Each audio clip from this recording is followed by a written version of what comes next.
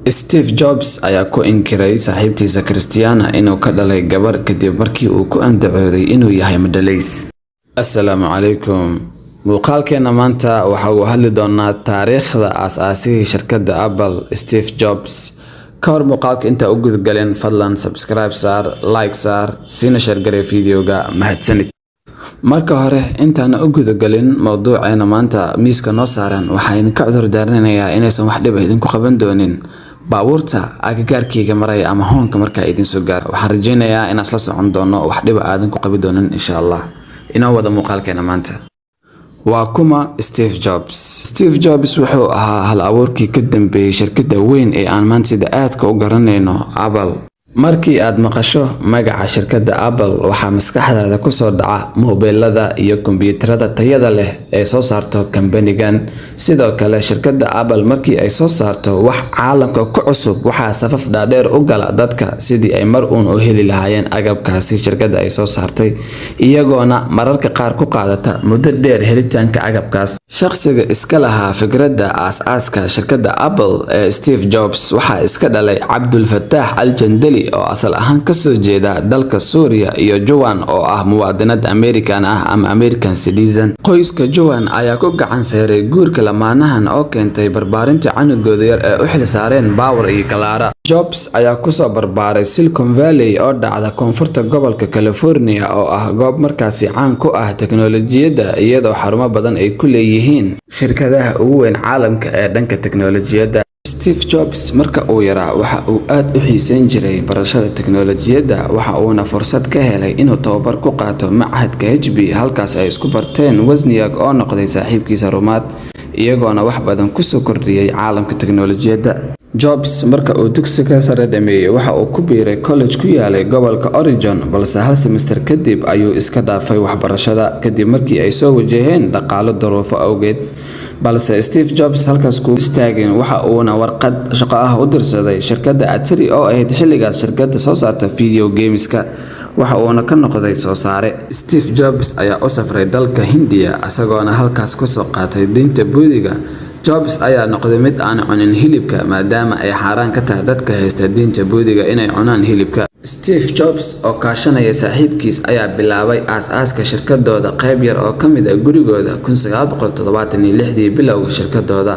1990kii ayayna ku guuleysteen inay soo saaraan nidaam cusub oo ku shaqeynaya kombiyuutarada adeegsigooda muuska oo ahayd markii u horeysay ee la isticmaalo iyadoona markii hore la isticmaali jiray keyboardka oo kaliya. soo saarka kombiyuutarkooda cusub ee Apple I ayaa ka dhigay shirkadda yar mid saameyn weyn ku leh suuqa. Nasiib wanaag Jobs iyo saaxiibkiisa ayaa muddo yar kadib ku guuleystay inay soo bandhigaan kombiyuutarkooda labaad ee Apple II. Shirkadda Apple ayaa ku guuleysatay in laga gudbo isticmaalka desktop-yada waxayna soo saartay laptop-yada.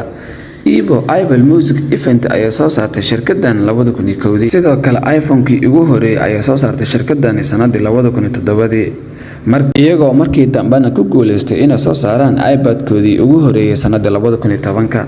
Jobs saaxiibkiis iyo shirkadooda Apple markii u horeysay ay dunida ku soo kordhiyeen isticmaalka touch screen-ka oo ah adeeg kuu fududeyn karaya inaad si fudud ula tacaamusho kombiyuutarka iyo mobilkaagaba. Marka laga hadlayo taariikhda Steve Jobs waxaa laga maarmaan ah in la xuso saaxiibtinimadii dhex martay aasaasaha shirkadda Microsoft Bill Gates iyo Steve Jobs ayaa kulmay 70meeyadii kadib markii ay Apple ka codsatay inay isticmaasho barnaamijyada Microsoft. Shirkadda Microsoft ayaa xilligaas shaqo wadaag la ahayd shirkadda IBM oo ahayd shirkadda ugu weyn caalamka dhanka teknoolajiyadda. Kadib kulan oo ku dhex maray Seattle oo ahayd goobta uu ku sugnaa Bill Gates ayaa labada shirkadood ku heshiiyeen in ay Apple isticmaali karto barnaamijyada Microsoft.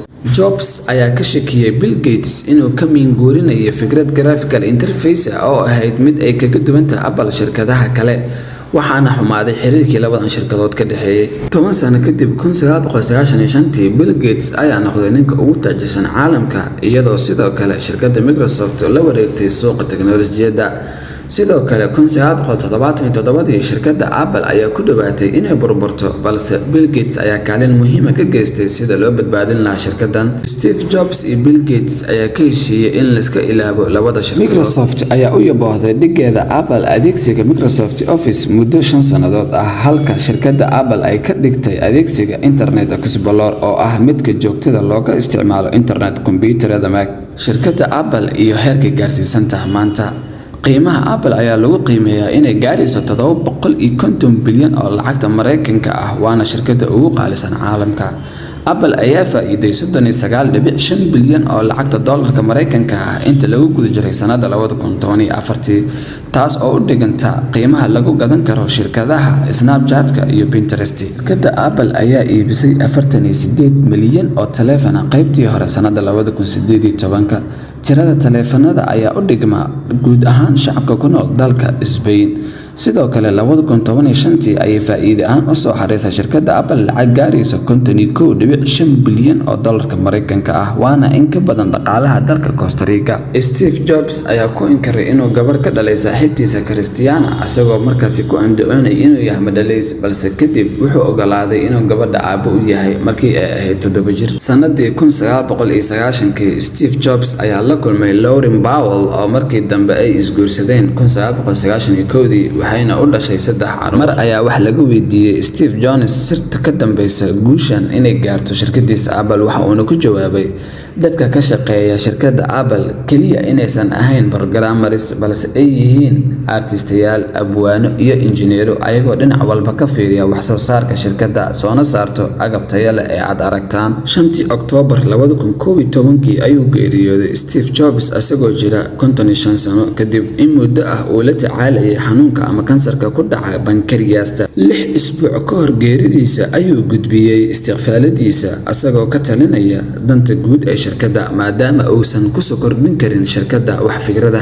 Steve Jobs ayaa lagu tiriyaa mid ka mid ah qabiiradii ku bedelay nolosha bini'aadamka fikir ay xambaarsanaayeen. sidoo kale wuxuu baaqi ku sii ahaan doonaa magaciisa jiilalka soo socda.